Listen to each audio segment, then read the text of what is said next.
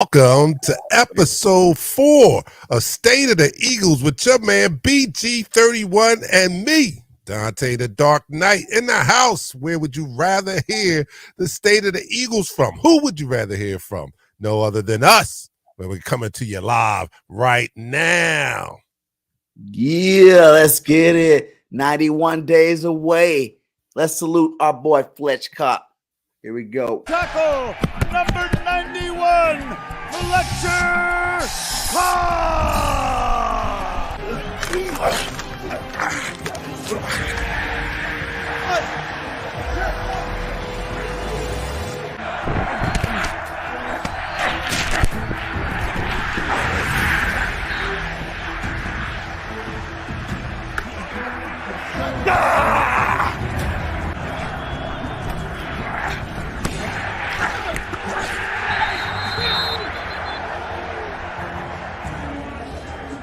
Let's go! Every time I tie you for fourth. Y'all, I jump up on your ass. Every time I tie him for fourth in the franchise, he stays up your head. Yeah. Hey, this is crazy. We might. How is everybody doing today? Welcome to another show of State of the Eagles with your boy BG31 and the Dark Knight in the building. How you doing today, my guy?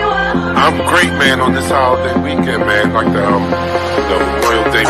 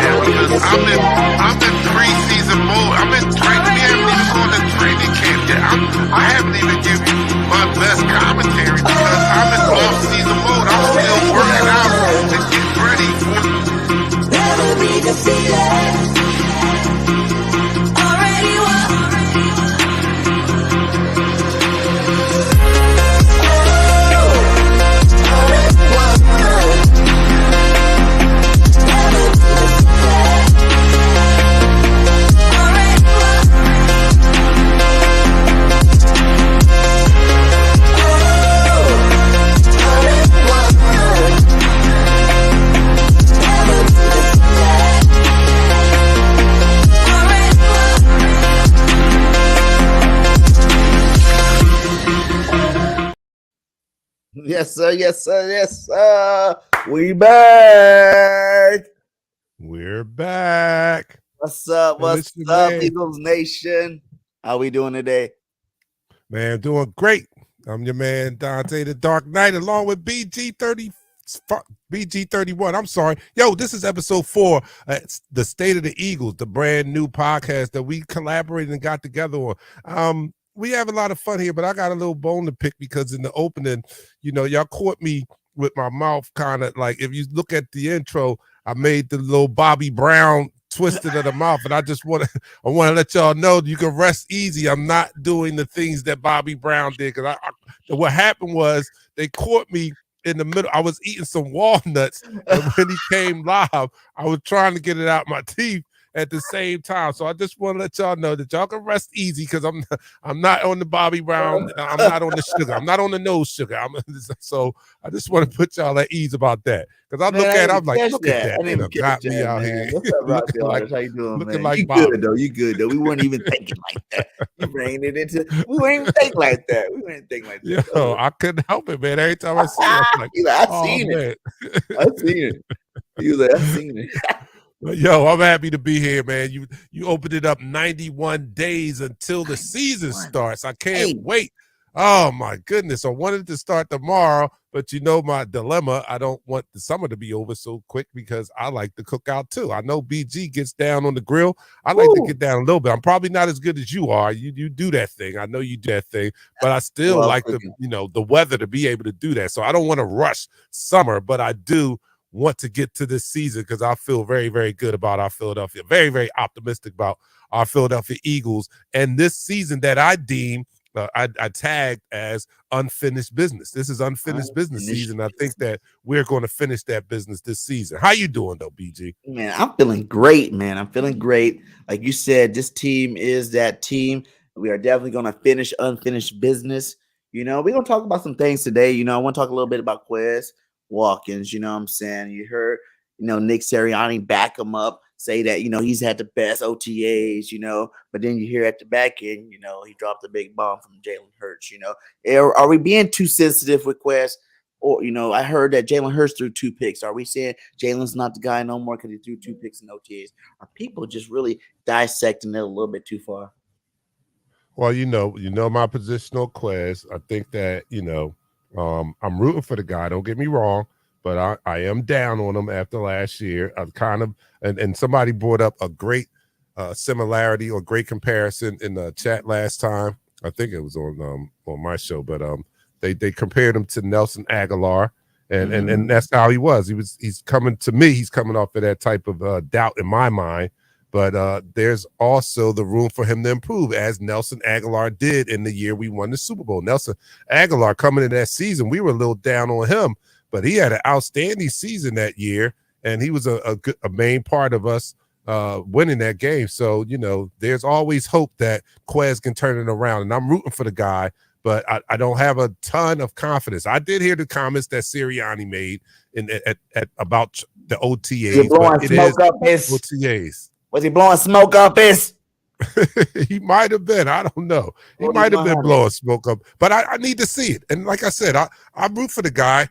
I root for him to do good because if he is what we if he lives up to his potential, he can be an integral part of this offense. And he was last year, even with his mishaps and his unreliability in catching the ball sometimes. He did, just because of his speed, he did warrant attention, and that gave some room to operate for our other receivers. So now if he can actually catch the ball, he'll be even more valuable. So I'm rooting for the guy. I just don't have a lot of confidence until I see it. I hear what Nick's saying, but it's a different thing of how you attack OTAs with no pads on, no hitting going on, and how you perform when the lights are on. So I need to see it when the lights are on, and I hope he makes it to the lights because he's going to have some stiff competition in training camp. So I hope he does have I hope he has blinders on. I hope he's super focused. I hope he is really embodying that Mamba mentality because he's going to need it if he's going to win that slot receiver position. It's Eagles fan said contract year for Quez this year. Exactly. And like Quez got to realize he has an opportunity to do something special.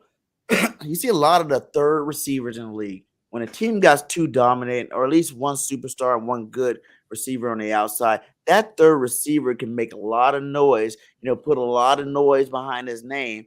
If he go out there and have a, not as big as a year as your number 1, number 2, but a good year. Quez can go out there and make it to a Pro Bowl by having, a big year, which his big year as a third receiver would be like 1,000 yards, off of 50 catches or 30 catches, 35, 40 catches. Because he's our deep ball threat. If he catches these balls, it's not like he's being draped because not very many cornerbacks can even keep up with him. You know what I'm saying? Like, he is wide open dropping balls, you know what I'm saying? Or catching them and then fumbling them. If he can just take advantage of his opportunity, man, he can get a lot of balls thrown to him this year. And he can make some big noise and put some respect behind his name here in the contract year. Now, I believe if you say this is his contract year, if he does do that, then he's going to be another Miles Sanders, where, okay, you made your money. You proved that you need to make that money, but you're not getting it from the Philadelphia Eagles.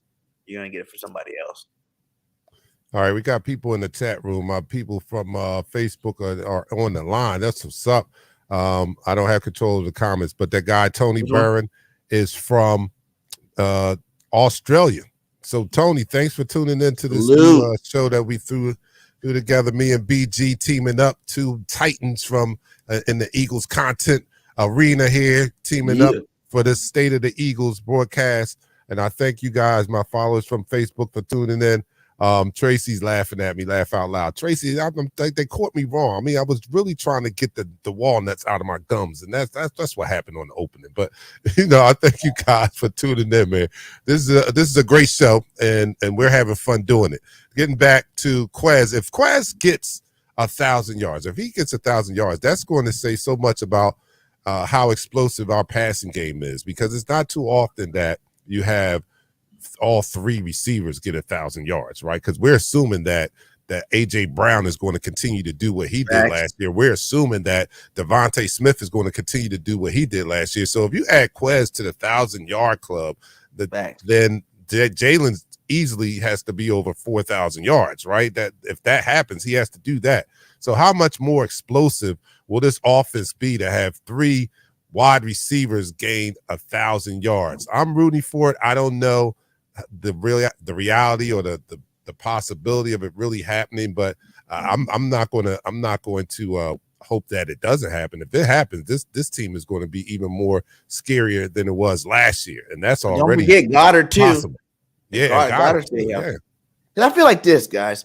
Last year was a year of like a spectacular defense. Yeah, our offense was good, but the defense was the one making historical numbers. You know what I'm saying? Like the sack record we almost got. Being one of the most, turnover heavy, yards, number one in yards against or something like that too. So we did our thing on defense. Our defense really led, 5 players, first time 5 players, double-digit sacks, on the same D-line. Like, that's crazy stuff. I think this year's going to be the offensive side of the ball's turn.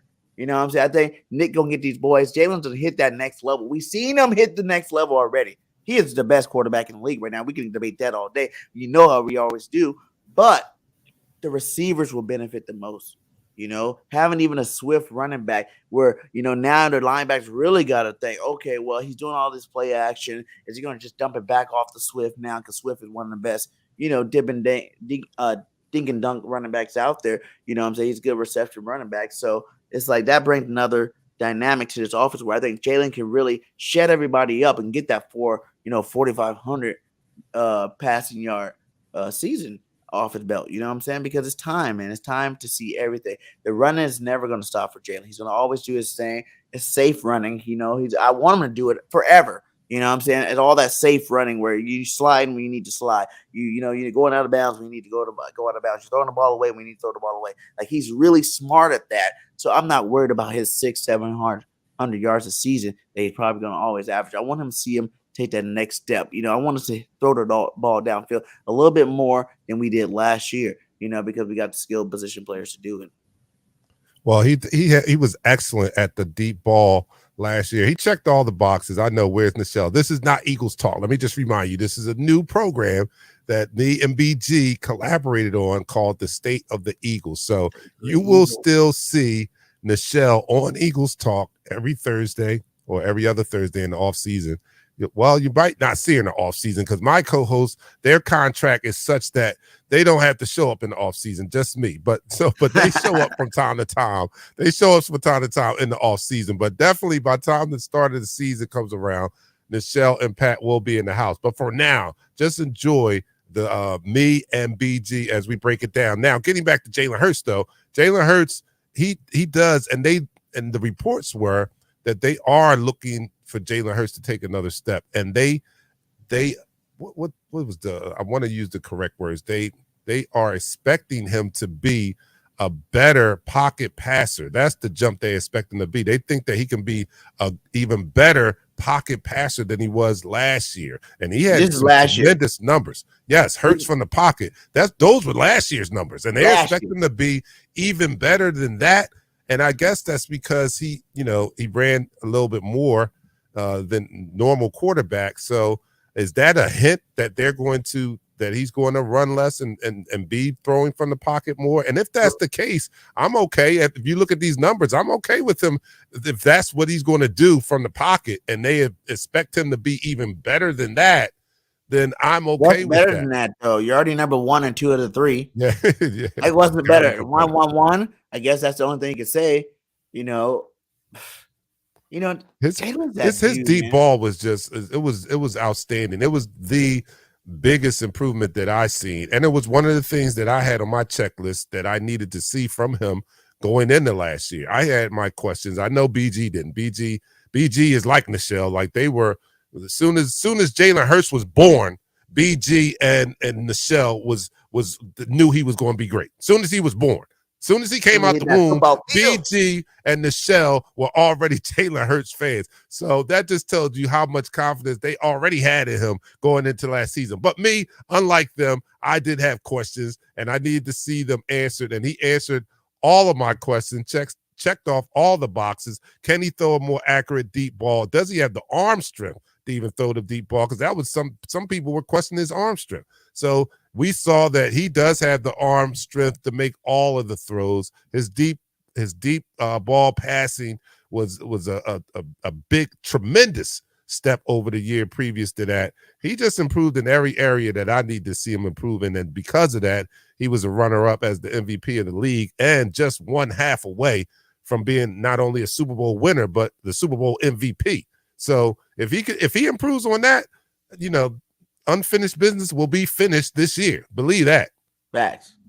He said they want to see Jalen manipulate the seams more often. I can see that. I can see that. I like that one. That's a good take. And I heard that he was doing that. Yeah.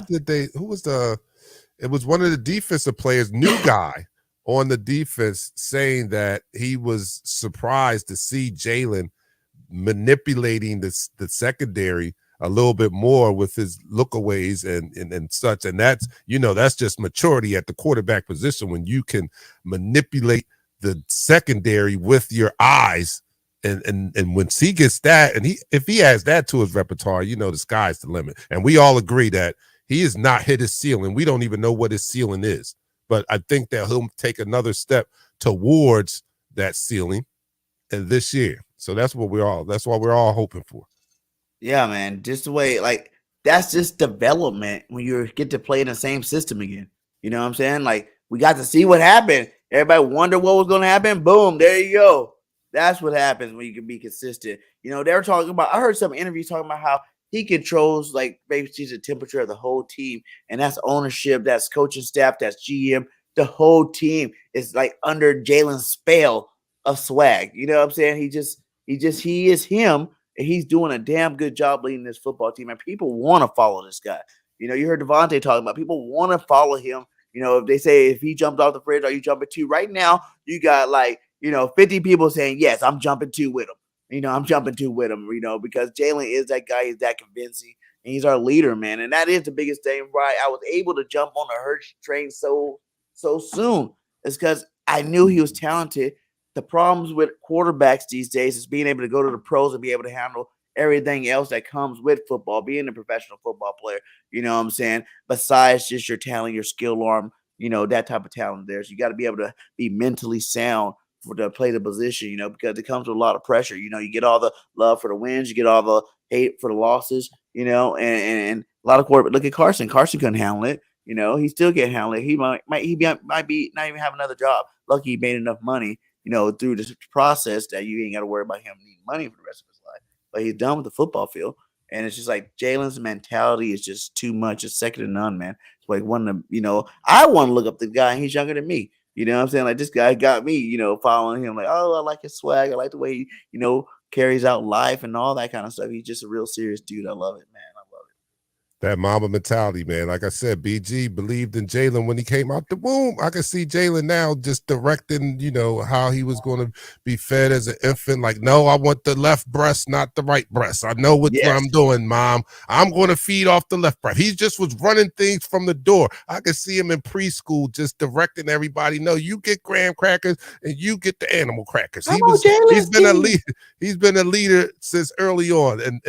But we've all seen that, though. We saw that when he came in the building, right? He wasn't satisfied with being a backup. His position was he wasn't there just to be a safeguard in case Carson Wentz went down. He came in with the mentality that I'm going to be the starting quarterback of this team one day. And then when he got his opportunity in his second year, you saw what he did. He had all the intangibles. He had checked off all the intangible boxes. He said all the right things. He carried himself as a leader. He did all the he was a role model for how to be a professional quarterback even before we saw that outstanding performance from last year.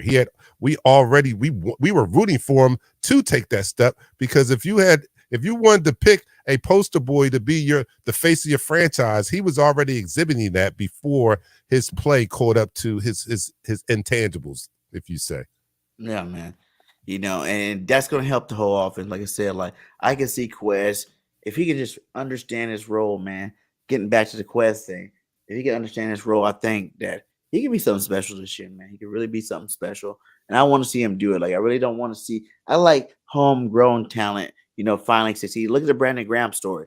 You know what I'm saying? Brandon Graham, he was like one, couple of days away from getting cut from the Eagles. That's where his career was going early in the season. Then he's turning around now. He's one of the most beloved, heralded Eagle players. He definitely became one of the best DNs out there, so it's still time for him, to switch it up. And I think if he understands what he has to do and take a little pressure off himself, he's getting too hyped up. He ain't got to be the star.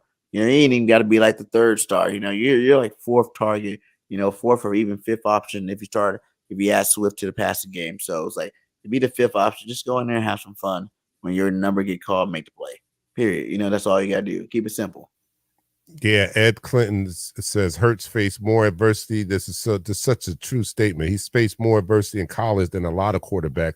That has to be a psychological motivator to be better. He was already fire proven, right? He had already faced I think the most adversity you can face as a star quarterback in college. Like, you get benched in the championship game and you still come back not only to help them win a championship, but you go to another top-notch program and darn near win the Heisman and put up great stats. Who does that?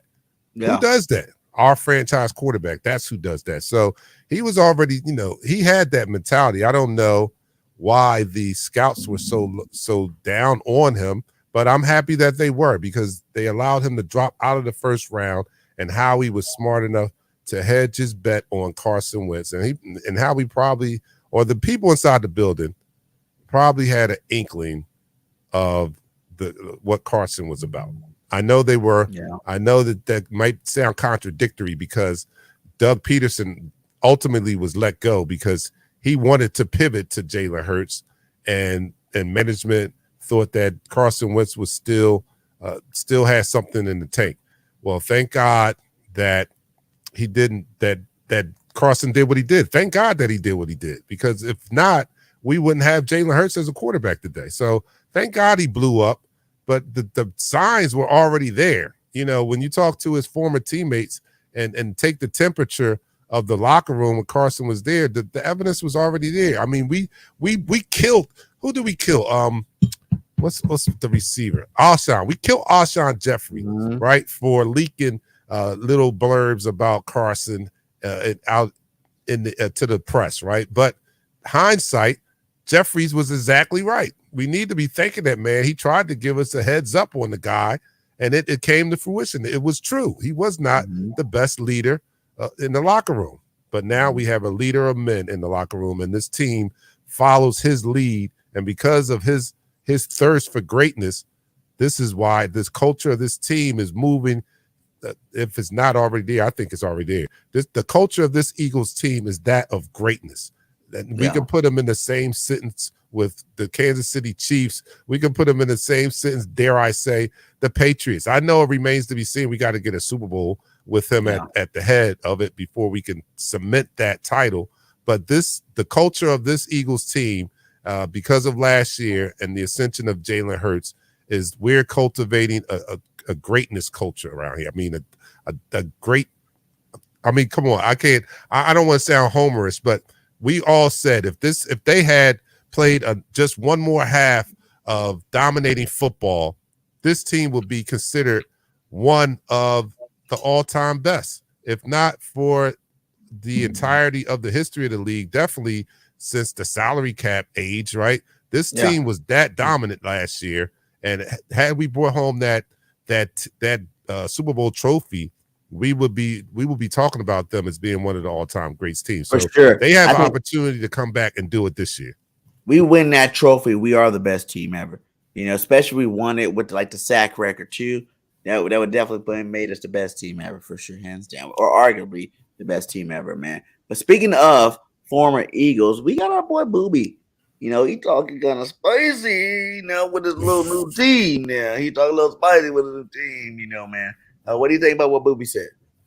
Boobie got a little saucy with this. I know you guys can read, but I'll read it out loud.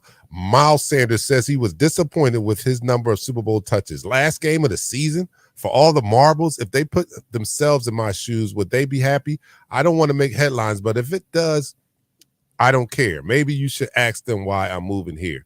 Well, I'll tell you why, Boobie, because one of the biggest questions we had going into last season, and I'll give him credit. He had the best season as an Eagle last year. But one of the biggest questions, at least I had, and you guys tell me if you didn't have it, was the biggest problem I had with Boobie was he was dancing too much, right? Like he wouldn't hit that hole. He was still dancing and trying to break a big run every time. And sometimes you just have to hit the hole and take what you get, right? So he solved that for the majority of last year. He solved that. He was hitting the hole. He got over 1,000 yards. But what happened in the first carry of the Super Bowl? He danced and he tried to bounce it outside. And then on top of that, he fumbled it out of bounds. That's why you didn't get the touches in the Super Bowl, Boobie. You reverted right back to what we had a problem with from you last year, the year before. The lights were turned up bright and you reverted back to dancing and not hitting the hole, trying to bounce it outside, and ultimately fumbled the ball out of bounds. That confidence was down after that. Confidence was way down. We were there to win a Super Bowl, and here you are. I don't know if you can if they thought that you couldn't handle the pressure because your first carry was a disaster in my eyes.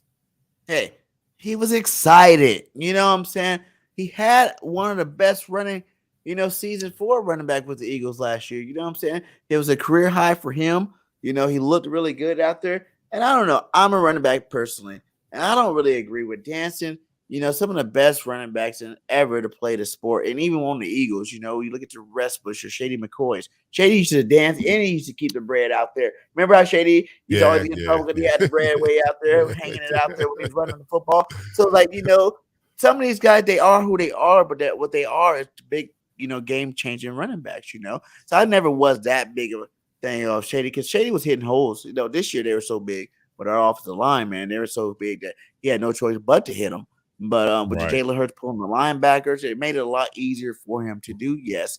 But I never was really, big on everybody, hating on Shady Boobie for running this juke because that's what brought some. Remember the season before where he had 3, 80-yard touchdown runs, I'm saying? Everybody's praising this guy for it. That's from the jukes. That's from the bouncing outside. That's from, that's how he made a lot of the big plays he did. He's averaged over 5 yards a carry for his career. So what are we really talking about? If he was a 3-yard per carry guy because he bounced too much, you see those running backs bounce too much where they can't even get a yard or two. And that's why they're out of the league right now. He's not that dude. He's another dude that just got paid because he's, one of the best backs in the league. So, I don't know. I do agree. A Super Bowl, you got to keep going. You got to keep feeding the beast. You got to keep doing it. That's why I was like, let Boobie spin on the thumbnail. It's like, you should have let Boobie spin. Yes, he fumbled it, but he knew what he did. You know what I'm saying? Like, he was a little juiced up. Jalen had a bad play. He just stopped throwing the football. Yeah. Well, Joseph has a good comment. He has 17 carries. He had 17 carries. That's nothing to sneeze at. I mean, what is he crying about? He had 7. That was around. What was his average? He couldn't have had. I don't think he averaged over 20 carries last year. So that seems to be. Somebody look up the numbers for me. That seems to be around his average, right?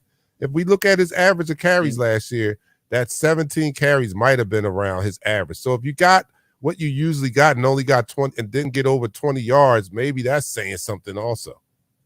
Yeah. That is saying something too, but it depends when were those carries going on. I think they did get away from him early. And you need to keep, if you're going to start them, you got to keep going with them. At least I'm a big fan of for the first quarter, you basically run the football the whole first quarter. I wouldn't even stop. I just keep running them first quarter.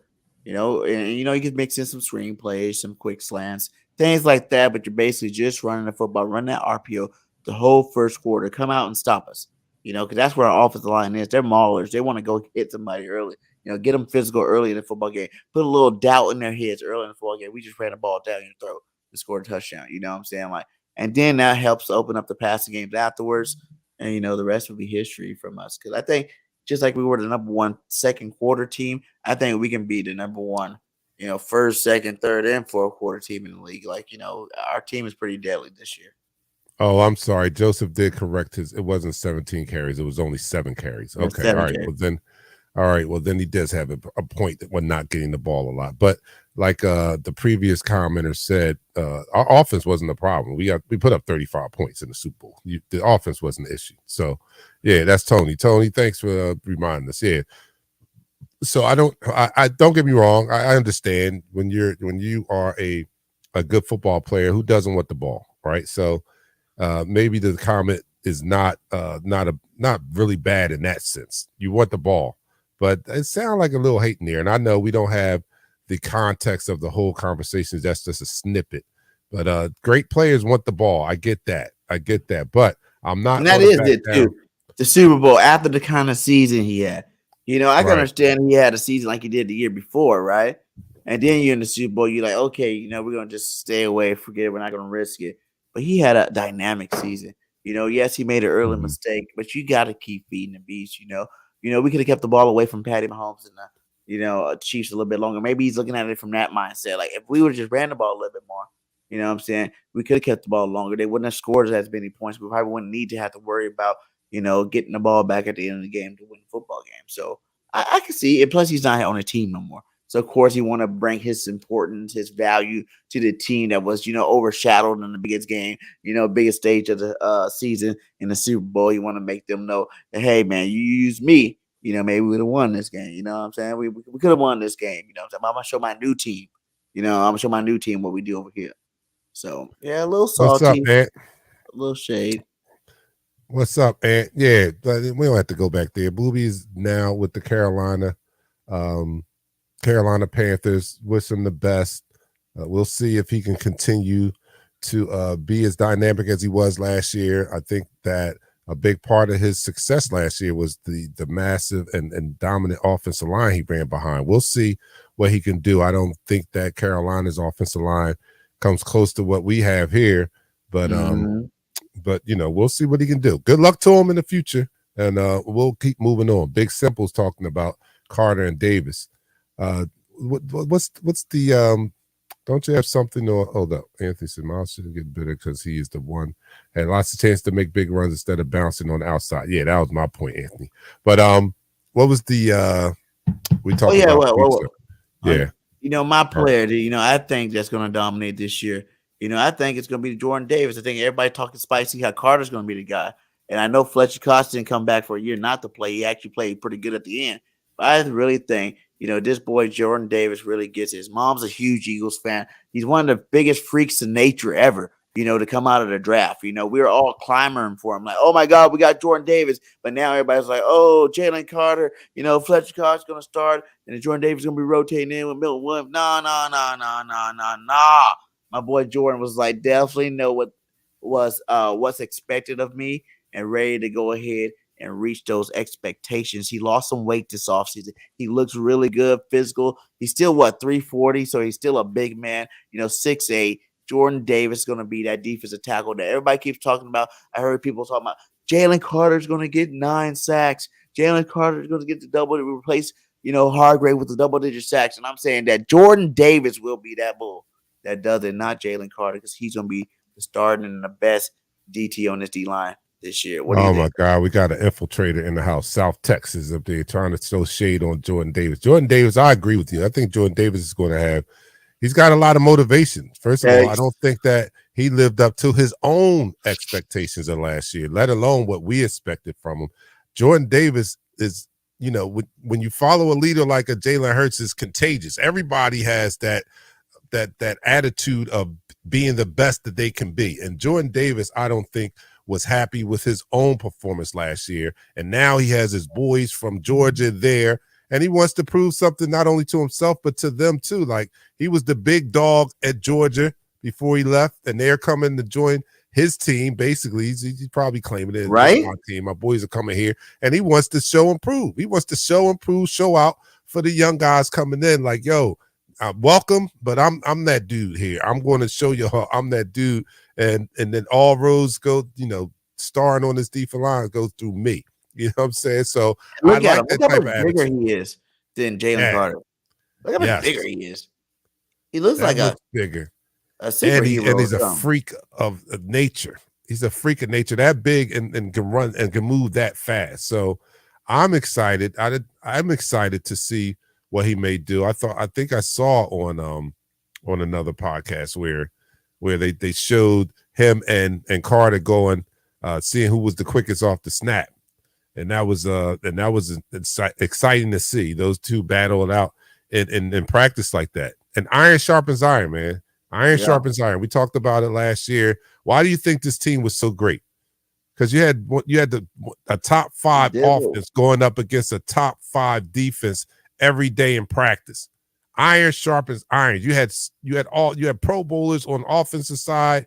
You had a dominant offensive line going up against Pro Bowlers on the defensive line, defense side of the ball, and they were going at it every day in practice. This year, it's going to be a lot of the same. We're going to have the Alabama offensive guys going against the Georgia defensive guys, and it's going to be like a SEC matchup every day in practice. This is why this team is going to be dominant, and that's why I'm so optimistic about what's getting ready to happen this year. And I'm glad you said that, because that brings me to my question. Which school, Alabama or Georgia, players are going to be more impactful in this 2023 team? The Georgia boys or the Bama boys? I just thought I was going to say offense, defense, but I forgot Swift is Georgia boy. He's on offense too, and he's supposed to be a big impact. But the Georgia boys, where you got, Swift, Carter, Davis, Dean, Ringo, who else I missed over there? Is that all of them? Is that all of them? Dean, Ringo, Swift, Jalen. Yeah, that's all of them. Okay. Yeah. Versus the Alabama boys. Oh no, no. Oh, you got Smith. You said Smith. Yeah. Nolan Smith. I think I missed him. Against the Alabama people, we got Jalen freaking Hurts, Landon Dickerson. We got Devontae Smith. We got Steen. Yeah. It's going to be a battle there. Oh, go back. My man made a comment about Dizzle. Yo, I used to get that a lot. I used to get that Wesley Snipes lookalike a lot in my younger days. A lot. I mean, to the point I'd be in the mall and people would and people would gasp like, oh, and then they'd be like, oh, I thought you was Wesley Snipes. Like, no, I'm all right. But yeah, I would love that money. I would have paid my taxes if you would have gave me that money. I would have paid my taxes. So yeah, we got these guys coming out, and we want to see. I can't wait to see these new Georgia guys come and mix it up with the already present Georgia guys and recreate some of that dominating defensive play that we saw them, perform at Georgia. While they were winning national championships, because both of these classes of Georgia defenders come to us off of a national championship. Thanks. Davis and Dean come off a national championship, and this new class comes in off of another national championship. So they are definitely different, though. If you look at it, like if you look at the Alabama guys, I guess maybe you can say Devontae and Landon played together. You know what I'm saying? But maybe Landon and Steen maybe played together. I don't know if they played together. So you're looking at like these guys are from the same school on offense, but not really the same era, same time, as opposed to these Georgia boys. They've been the best defense in college football back-to-back years. They play with each other. They're roommates, so they know each other. They're a lot closer with each other, So we're going to see. I think it's still Alabama because Jalen Hurts. Jalen Hurts is the most important piece to this whole team. We don't got him. We ain't going nowhere. So put Jalen that Hurts, up there. That's a good segue. Put that caption up there now. That'd be a good time to talk about the whose team. I mean, whose school has the biggest impact on the Eagles. All right, you guys, you're in the chat room right there. Here's a question: which school do you think has the biggest? Which school's players that we now have on the Eagles has the biggest impact for the Eagles? Is the Alabama boys or the Georgia boys? Which school players has the biggest impact on this current Eagles? Let's see it. Let's see it. Hit that like and let's see them fly in here. You know, let me know you what are, you guys think. Facebook, YouTube, Twitter, wherever you are from right now, hit that like and go ahead and give us an answer. We're going Alabama or Georgia. You want the Alabama All-Stars on offense or the Georgia All-Stars on defense? We got Bulldogs. I think Alabama because our offense is crazy. I mean, says Georgia Bulldogs. Anthony said Georgia Bulldogs. Stu Vision says Alabama. I'm with him. I'm with Stu Vision. Stu Alabama, Vision, what up, man. my guy? He says Alabama. They're on offense. Bama. Yeah, Jalen. You talking about Jalen and Jalen? I mean, we three of our biggest stars on offense: Jalen, Devontae Smith, Landon Dickerson. Yes, they had big impacts for this team. Dogs, big impacts. The dogs are coming in here. The dogs, Bulldogs, Georgia. Oh, another Bama. Richard Layden said Bama. Yeah. Eagles landed Georgia. Wow. All right. Make your case. What Tracy says Georgia, the defense. Georgia. Wow. Williams says bang bang Bama. Make your case though. I mean, this is BIRDGANG. I'm talking. I made my case. Jalen Hurts right there is Devontae Smith, Landon Dickerson. Right there. Landon Dickerson. You can have that defense and missing those three players in our team is trash. Yes. Landon Dickerson, a top guard in the league. Top guard in the league, passing and blocking. Devontae Smith, over 1,000 yards, most receptions, I think. He broke the reception mark or something like that. He broke something. And Jalen Hurts, runner-up for the MVP. Now, Ed, that's a key. Ed says will have a bigger impact. All right, will have a bigger impact. You might have a good case if you're saying what do you mean? Will have a bigger impact. I'm still thinking the Alabama boys will have a huge impact this year. What are you talking about? They will. Jalen Hurts gonna have the greatest impact this year. I see where they're going. I mean, the potential. Down. Look, Eagles landed the defense. Carter, Smith, Davis, Dean. Yeah, they have the potential. This year, we'll see. But as of this moment, until we see what they do this year, I think it's Alabama. I just think it's Alabama. I got a poll going right now. And that I can't get a new poll right now. Sorry about that, guys. But my poll right now is going with 28 votes. Landon Dickerson is the best Eagles offensive lineman. Comment below. I've seen some Lane Johnsons in there. Right now, it is no at 68% to 32% yes. So that's the next question. Do you guys think that Landon Dickerson is the best offensive lineman on the Philadelphia Eagles football team right now? You know, I'm not taking nothing away from Jason Kelsey. I'm not taking away nothing from Lane Johnson or even none of those guys because we got the best offensive line in the league. But let's look at some numbers for this guy, Landon Dickerson, right here. You know, highest pass blocking win rate for any guards. He is number 2 at 97%. 97%, with number 1 being 99%. You know, that's crazy. 97% over Zach Martin for highest pass block win rate. So that is huge. And then you go over to the run blocking win rate. He is number 1. What's that? 80%. Number 1 for run blocking. So if you're number 2 and number 1 is first team All-Pro last year. First team All-Pro last year. Is he the best lineman on this football team? All right, we got some people in the comments. Some people saying Lane.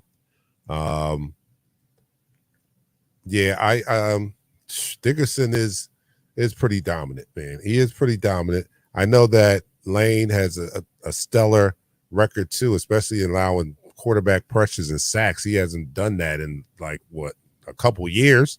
That's outstanding for a tackle, you know. So Lane definitely should be in the conversation along with Kelsey. But we're talking about Landon Dickerson in his second year achieving those numbers that he just posted First on the team screen. All Pro too. Like people didn't realize All Pro snuck is that big. in. First Yeah, team All that's Pro. big. You're the best. Yes. The best of the best at your position.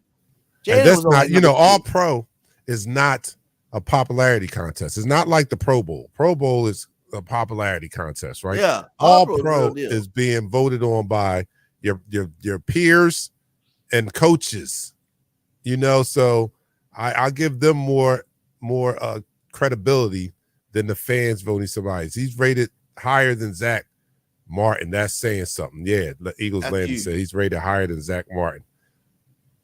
That's great. I mean, that's good. I mean, I can't take anything away. But the good thing about this whole thing is that we have 3 people we can make an argument. I mean, the 3 that we're arguing about are like the best in the league. I mean, the collective unit of our offensive line makes it the number 1 offensive line in the league. When we're arguing about Landon Dickerson, who's the better offensive lineman on this team, Landon Dickerson, Kelsey, or Lane Johnson, that's a good problem to have. That's a good problem to have when you are arguing about those 3 guys. Lane ain't gave up a sack in like 2 years. It's about to be the 3rd year, no sacks. I think quarterback pressure all the way up back like to 5 years. It's like he's been the GOAT at the position for sure. And I'm just saying that we're not going off, overall careers because these guys are already Hall of Famers. Lane Johnson's going to Hall of Fame. Jason Kelsey's going to Hall of Fame, straight up. Mailata, he had a rough season. He needs to get a little bit better this year. And he's definitely going to be still on that track to be going to the Hall of Fame, But right now, year 2 to be an All-Pro, number 1 and number 2 for run block win rate, pass block win rate, that's amazing. Not too many. I don't think Lane Johnson did it. I don't think, Kelsey did it. I don't think Mailata did it. So for him to be the guy, first team All-Pro. Remember, Kelsey and Lane got recognition later in their career. They didn't get all that high-end first couple season recognition. They started going to Pro Bowls and stuff later in their career, as opposed, even though we thought they were the best, they didn't get recognized as being the best till later in the career. And this is year 2, first team All-Pro, Pro Bowl. I think the last time Lane gave up a sack, the Cowboys were relevant, and that's a long time. That's a long ass time. If you think about it, Lane hasn't given up a sack since the Cowboys won the Super Bowl. I'm just saying that goes out to Tex out there. South Tex, shut up. South Tex like trolling. He coming here trolling. I don't care where you're from, as long as you hit that like and subscribe. You ready for these trolls. You're ready for them. We got them. We got the facts and we got the team to be ready for anything y'all got. So. Yeah, VHS, man. So, yeah, you guys let me know, man. I see the Lane Johnson, but Landon Dickerson, especially if he goes back, if he's like, cause you don't see him getting worse. Like, that's the thing with Landon and these Alabama boys.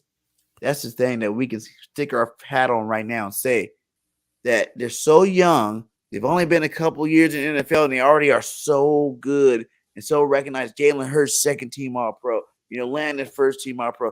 Devontae ain't got his love with the Pro Bowl yet. He hasn't got his love with the Pro Bowl yet, but the season he had last year was amazing.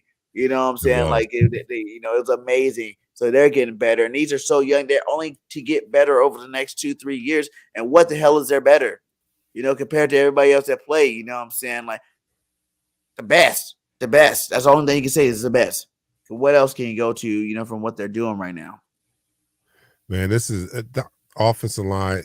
And Steen, Anthony says, can't wait to see Steen. Oh, my goodness. Imagine him now. If he comes in and win the starting job, I know they're leaning towards Juergens right now, but one thing I hope that doesn't come into play, I don't want that draft politics to come into play. I think this team is pretty good and not depending on the draft politics. What I mean by draft politics, meaning that a higher draft pick gets the nod over a lower draft pick if the battle is close, right? I think this administration or this not front office, but coaching staff is definitely one that plays the best player at the position. And I hope that's true. And if Steen does come out of that right guard battle with Juergens as the best player, then play Steen for, Cam just has to sit. He just has to wait. We drafted him to be the eventual replacement for Kelsey. Kelsey's not sat down yet.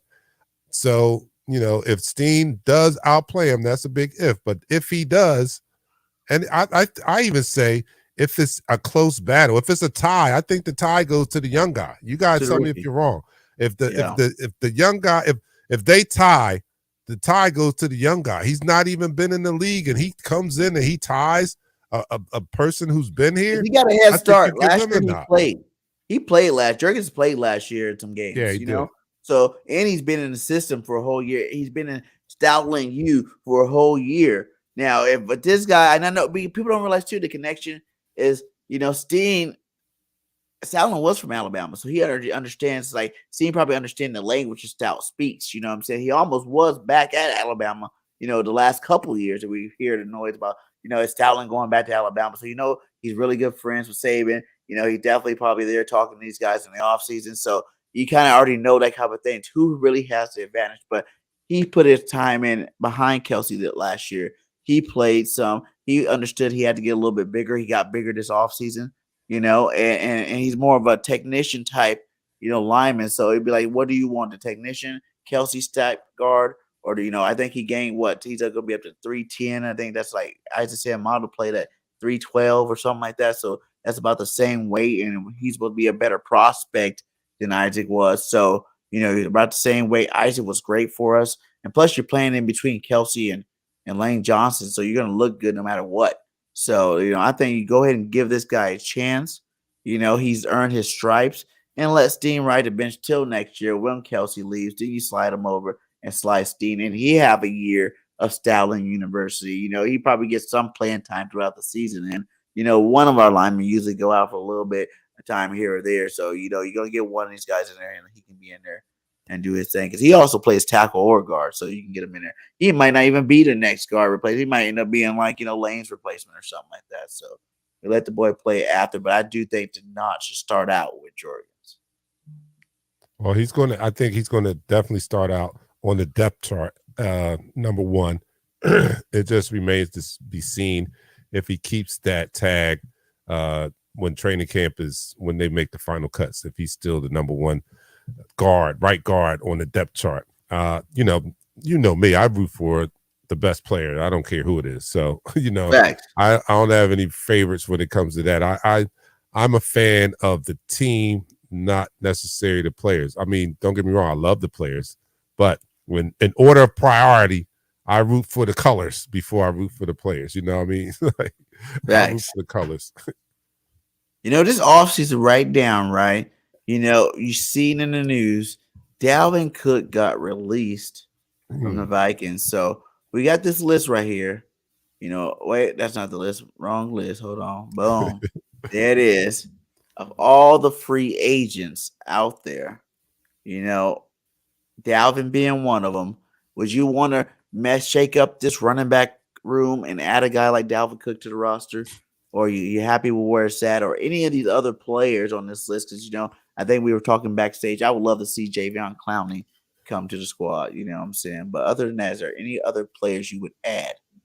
Or you two at the chat, let us know in the chat if you see any of these players, the top 20 free agents left out there, would you want to add them to the Eagles? That's a good question there. I'm not big on Dalvin. I'm okay at running back. I don't need Dalvin. We talked, like you said, we talked pre-show. And Jadeveon Clowney stands out to me because, our defensive line rotation is key to our success last year. And to have a deep defensive line rotation does wonders for our sack total and the aggressiveness and the such. So I would love to see him come in. Is Taylor Lewane from Tennessee. Yeah, that will give us some offensive line depth, and we are, and that's a big part of why we are successful too, and why we were successful last year. Our offensive line depth was superior. You know what I mean? Because we had key offensive linemen miss some games this year, and the reason why we stayed dominant is we had capable backups coming in and holding it down until they they were healthy again. So if anytime we can add some more offensive line depth, I'm with that. If there is a safety up there, let me see. John Johnson III. John Johnson III. I think that would be another position that I might Andrew look Amos. at. That's another good one. So that's my number one, Jadeveon Clowney. Number two, Taylor Lewan. And if there's a safety up there, I would do. But I'm okay with cornerbacks. I'm okay. Oh, maybe is there a linebacker on there with that list?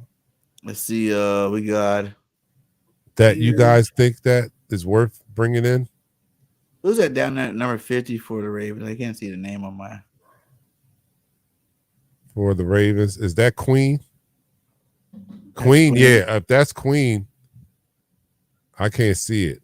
Let's see if I take it out of Zoom. You know, it's old guys need to have it zoomed up. I'm at the, yeah. I'm at the go. Let me see. We need interns. We need interns. Right.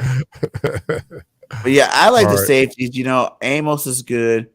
John Johnson's pretty good safety to bring some depth and to bring some security at the safety position. You know what though? I wouldn't even mind taking Zeke on the low. You know, I'm just totally against ex-Cowboys, and this is homerish. This doesn't have to do with their ability either. This is strictly I hate Dallas that much that I don't want to bring in any more of their former players because I don't, the history. Somebody pointed out to me, oh, Queen wears number 8, so that's not Queen. I can't see the name, but if that's a top notch, if that's a linebacker that can make a difference, I wouldn't mind bringing a linebacker in. But other than that, I think we are all right, right? But getting back to I don't, and you guys tell me if I'm wrong. List the last former Dallas Cowboys that we brought in as a free agent that actually did something for us. That was actually a good pickup. It escapes my mind right now. All I can think about the thing with it though, Murray. Go ahead. The funny thing with that is when we get division rival players on our team, they suck. But when they go to other teams, they're good. Mm-hmm. I don't get that. Like they bring that mojo in the building. Yes, because we hate them. It just doesn't mix. It's like oil and water. They don't mix. Don't bring them here. They don't do well for us. Don't bring them in the building. DeMarco Murray, that was a disaster. And I know it wasn't his fault. He was a between the tackles runner, and Chip wanted to bounce him outside. I know that was more, but it still was a disaster no matter what. Herschel Walker. Receiver. Herschel Walker played. Yeah, I know that he played for the Cowboys. He played for us too, huh? Yeah, he did. Herschel Walker did. And he came to us after the Cowboys, right? Yeah, Herschel Walker was good. He was all right. He did contribute. And he wasn't really a Cowboy. Herschel Walker played for who did he play for before that? Minnesota? Yeah, Minnesota, right? I think it was. Oh no, he played for the Cowboys. They traded him to Minnesota, right? That's when they got all those picks, right? They traded her. Yeah, he played for the Cowboys and they traded him to Minnesota and got all those picks. That's how they got the dynasty. Yeah, because they got like a 12-pack of picks for Herschel Walker. Something outrageous like that. They got like a 12-pack of picks, draft picks for Herschel Walker by himself. So that's how they built that dynasty in the 90s. South Texas right here. You can tell us how that Herschel Walker deal go down. You guys traded Herschel Walker to the Vikings and got like 12 draft picks or something like that. But he was, I'll give you that one. He was the one former Cowboy that came and did contribute. He was well receiving. T.O.'s a dime. T.O. came to us first. He went to the Cowboys after us. Yeah. So he wasn't a former Cowboy when he got here. He hadn't been to the Cowboys. Wait, where did he go? He was from the Bengals when we got him, right? No, we got him from the 49ers. Straight from the He was drafted by the 49ers. And I thought he went to another team before he came to us. We went straight. No, you know what? I think he because Because he played with the Bengals with Chad Ochocinco, right?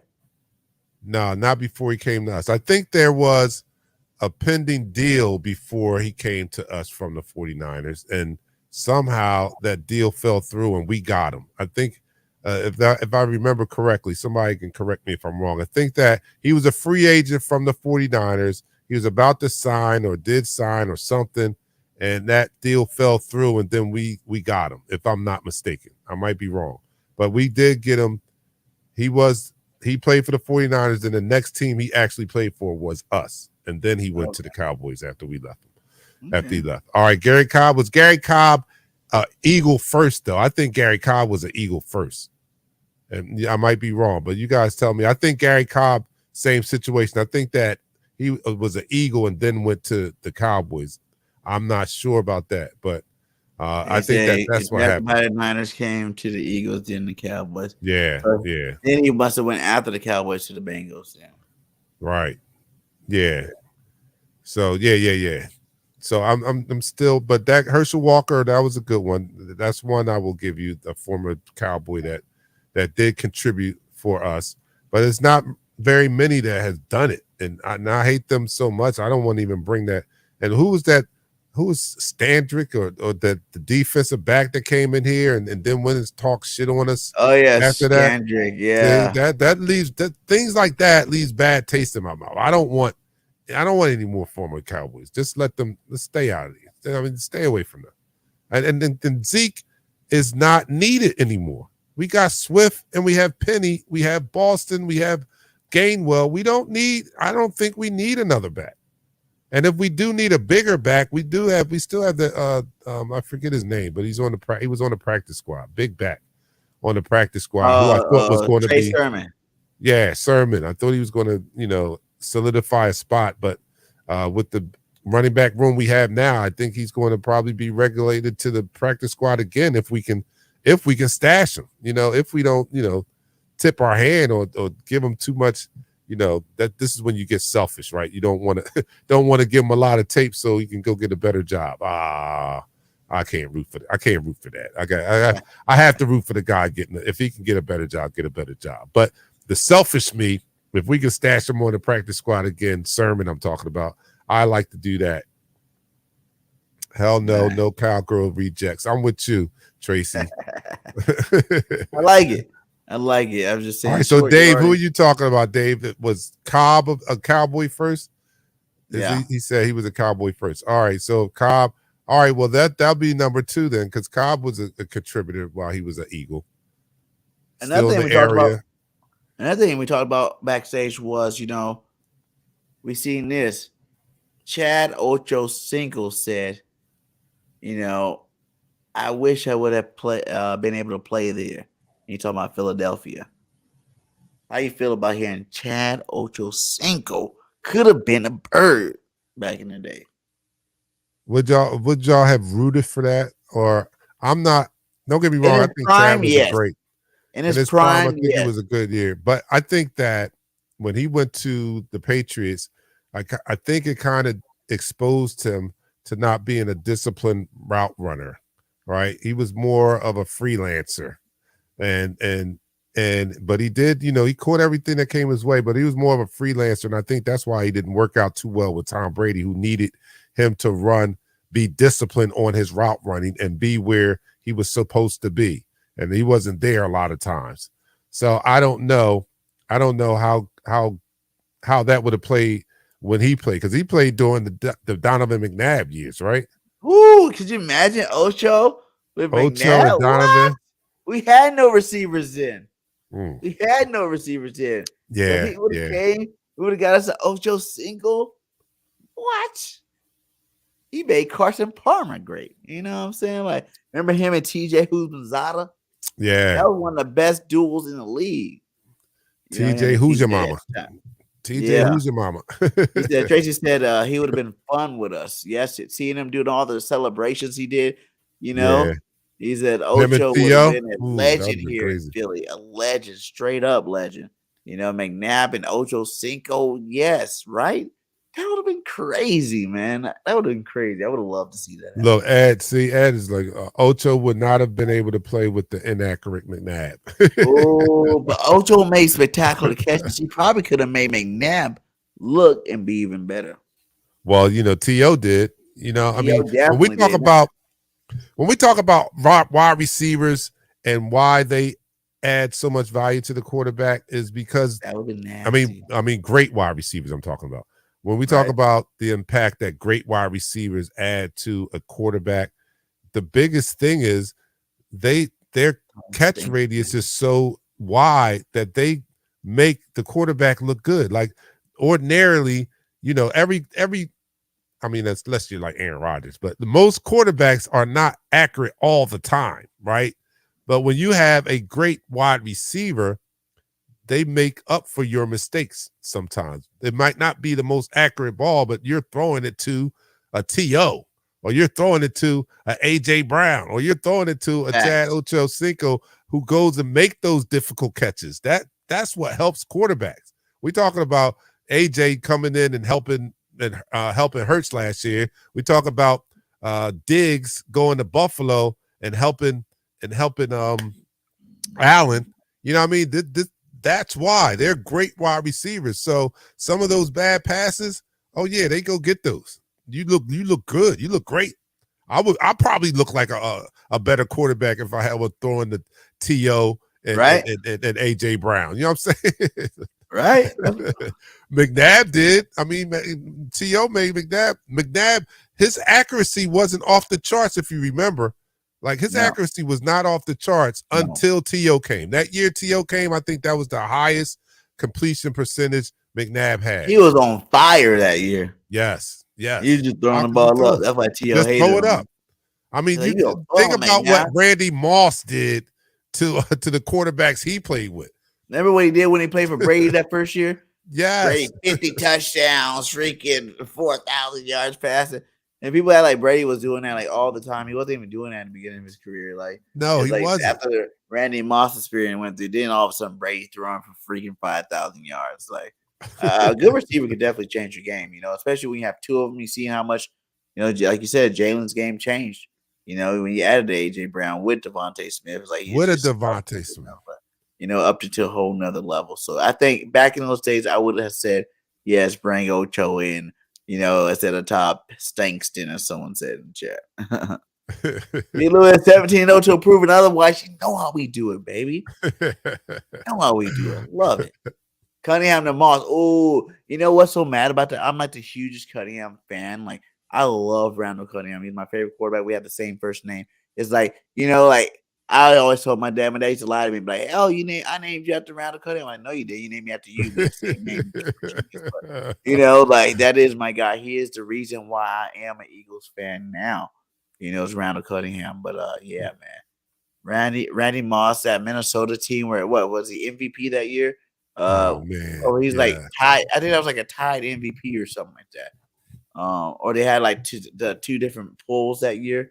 But one had him MVP, the other one had I forgot. I think like Warren Moon, somebody MVP. But yeah, man, that was an awesome year for Randy. That was awesome. That was their year to win the Super Bowl. Away to Moss over and over and over and it's like you couldn't stop it. It was just unbelievable to see how they were just lighting up the league back then. And I was like, I told you, Randall had an arm. No one thought he had an arm. They thought he was just gonna be out there running the football, and he showed that year. He was throwing it up there, man. He did a good job that year. That was good. I was happy for him too because I like Randall too, and I thought he got a bad rap as a pocket passer because Buddy really didn't surround him with a good offensive line, and a lot of times Randall was out there playing sandlot football for real. Right. I mean, like he was running around and just hitting the open man, like So to see him perform like he did with the Vikings in a structured offense with a nice offensive line and make those throws from the pocket, because he wasn't running as much back then, right? When you had that year where he was with Carter and Moss, he was the pocket. It was later on in his career. He wasn't running as much. Yeah. And he was actually, threading the needle and making those deep passes from the pocket. So I was happy to see Randall kind of redeem himself after being, early in his career, he was the ultimate weapon. people talk about Michael Vick. Randall was the first one. I mean, he was just cover of Sports Illustrated, the ultimate weapon. I remember that. Yeah. I remember that. So to see him come back, and that was the year. I mean, I can't believe they lost, but they were like 16. I mean, like 15-1 or some crazy stuff. Like they were 15-1 that year. Yes, they were like 15-1. Man, it was They lost crazy. in the playoffs. Crazy. That was a crazy year, man. I loved it though. I loved it. What else we got, man? We talked about hey, what about this though? Because I don't know if you've seen it, a little bit off Eagles for a second, but it's kind of Eagles related too. To Shannon, I asked 500 about it. Did you watch Undisputed? How do you feel about the duel of Shannon and Skip breaking up? And how would you feel about Shady McCoy replacing Shannon on Undisputed? Give me your take on that. Well, first of all, I hate to see Shannon leave the show. I mean, Shannon he was the show for me. I mean, he was the show. And I don't think they get the same ratings without Shannon. But I am happy in the fact that Shannon has made a name for himself from the show, from his podcast, Shay Shay Club Shay Shay. Yes. So he's going to get the bag. He's not going to be unemployed for very long. So I'm happy for that. What I think about Shady taking his place? Shady is not Shannon. Not yet. You don't think so? So I don't think so. Shady says he has a lot of outrageous outtakes and outbursts, but that is a debate show. That's a debate show. And Shannon was great at debating Skip. And that's the premise of that show. So I have to see Shady. I have to see how he performs. That's what they're saying. Shady's the huge Eagles homer fan. Kind of like I love that. He's a huge Eagles homer fan. And I love Shady for it. And I love that. Skip is a huge Cowgirl fan. So that would be a segment in itself, that everybody would love to watch. Yeah, but they're not going to talk about the Eagles Cowboys every single show. I mean, Shannon, he can move across different sports and still make a great case. I don't know what Shady's knowledge or insight is on different sports. Because now, Leah, you're right. If every show was going to be an Eagles versus Dallas debate show, I'll put my money on Shady. What Shady's on? What is he on? First Take. He's on Speak. Is it Speak or something? Yeah, Speak with Joy. They talk about other things. They talk about basketball. They talk about other teams. And where Shady's on there talking about other stuff too. I don't want to slight Shady too much because I'm not slighting him. Go ahead. I'm sorry. I was just saying because he does talk about other teams and like football. I would say you're right on that though. I think Shannon will probably be a little bit more experienced in other sports too. Because Shady's just starting to get into it and like starting to build a name. Shannon's already got a name. You know what I'm saying? Like you said, his own separate podcast is blowing up over there. I watch the Shay Shay Room sometime too. You know what I'm saying? Like it's pretty good. So, but I think it could help Shady become that next level too as well. Because you also see Stephen Ace and who was it? Nick Wright. They split over there. I think it was First Take too. So the dynamic duels are starting to break up and to go their own route. Who's going to be the next young pup? To come in there and fill the spot. I'm sorry. I'm sorry. Go ahead. I love Shady though. I love Shady, and I wish him nothing but the best because, if not anything, just for the fact, like you said, he holds us down on national TV. How many? He's the only guy really that holds us down like that. Like the Cowboys have a few. They got Michael Irvin. Michael Irvin holds them down. Skip holds them down. How many Eagles do we have? I mean, analysts that hold the Eagles down. Shady is the number one personality that holds the Eagles down. So for that alone, I'm always going to love Shady. Always. Hey, Joey Taylor starting to back is pretty good too now. I do like seeing that. Yeah. Joy did, yeah. Joey's starting to do her thing. I like to see Joy, period. Joy. All right.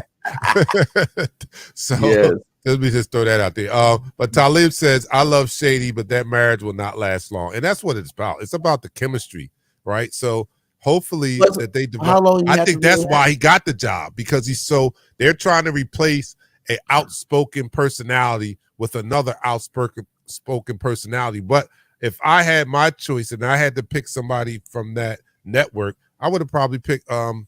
Acho, Acho. yeah, I think he would have been a better Yeah, fit. he I be having just a little don't bit of think hate that. for the Eagles just because we didn't play him. Yeah, yeah. I don't think Yeah. he's not as outspoken, and I think that's why Shady got the nod. Dak his ass got him the job. His Dak his ass outbursts got him that job. He said, I met Shady's dad at a softball tournament. He was personality too. I bet he is. You know, that's something you inherit. When you get the personality, you usually get it from your parents, one or both of them. You know, I had the blessing to say I got mine from both of my parents. Yeah, I did too. Ed asked a good question. I didn't even think of that. Michael Irvin's still not on TV. Like, is he going to be back? I don't know, because that's an indication he's not back on TV. I think that's a strong indication that he might not back on NFL. I don't know, because the NFL is like a government entity. They're a big entity. They're big. I mean, they have a lot of pull, right? And when they do an investigation, they do an investigation. And if it was unfounded what that lady was saying, he would be on TV now. So there has to be something. That was over already. No, it's not. I mean, it's over as far as exposure, but it's not over because he's not back on TV, which leads me to believe that there's still some remnants or some truth. That's what I'm getting out of it. There's some truth to her allegation, because he would have, if he was, they go through when they investigate like the FBI, and if it was any way that there was any false allegations, he would be back on TV. So it worries me that he's not back on TV. It kind of leads me to believe. I didn't even think about that, dude. I have not seen him on one. Because I haven't seen him since that happened. Even when they showed the video and they thought that would exonerate him, it really didn't. Nah, he's innocent, man. He doesn't want to be on TV right now. He's trying to disappear for a second, try to come back clean. I wonder why he said that. Why was South Tex with a picture of the Dallas Star? Baby. He bringing exclusive. Say that Michael Irvin is innocent. Why would South Tex say that? I don't know. I'm just guessing. Why would he say that? Does he have any skin in that game? Yeah, I think he does. But no, South Tex, you got to be honest. If he was innocent, he don't. Oh, so he doesn't want to be on TV doing the job that he loves to do. I mean, he was so popular and so good. He's the first person I've seen have a job at 2 stations. I never saw that. Like, he would be. He's a regular on the studio show on the NFL Network, and he also appeared a lot on ESPN. Who else does that? So he loves what he does, and he's that popular to be wanted by 2 stations. If he was innocent, I think he'd be on TV right now. That's true. That's what I think. Joy needs her own show because she's so cute, right? Facts. Yeah. I would watch the Joy Taylor show. Just throwing it out there. I love it. It's a great game. Today debunked it. Do your research. All right. I need an intern right now. I'm on the air, but I do my own research. All right, let me see. Michael Irvin says Shady is not ready. Skip would destroy him. Yeah, I don't think so either. Who said that? I think Skip will kind of old though. Maybe Shady got some new skills from Skip's kind of old. And you got your whole. You go through your playbook and see what really irritates Skip, because he got some red flags, or he got some hot topics that you could probably get him to act out of character on. So yeah, I think that you have to have a level of. This is going to sound like a knock. I didn't mean this. I don't mean this to be a knock, but you have to have a level of intelligence, right? When dealing with Skip in a debate, right? And Shannon had that level of intelligence. Not saying that Shady's stupid or anything, but you're not going to be able to resort to some of the outtakes that Shady, his responses when you're debating with Skip. You got to be able to present yourself well. And I'm not saying that Sadie's not able to do that, but I don't think he's as good as Shannon. I just don't think he's as good as Shannon. I'm rooting for the guy. I really am. But, he's not going to be able to call everybody ass. You know what I'm saying? He's going to have to make it. He's going to have to be able to make an intelligent. He's going to have to make an intelligent argument every time. So that's all I'm saying. He's not. It's no doubt that he's not as eloquent as Stephen A. He's not that type of dude. Neither is Shannon either, but Shannon is, I think, a lot further along than Shady is. I wish him well. I know he's going to get one thing about television is they work too. They put in work too. It's not, they don't just show up on the show. They're probably in the lab now doing test shows and topics and stuff like that. Same way the game by game announcers and analysts are doing mock games. They just throw on old games for them and let them call those games to get them ready. So they're probably preparing him, and I hope that he does do a good job.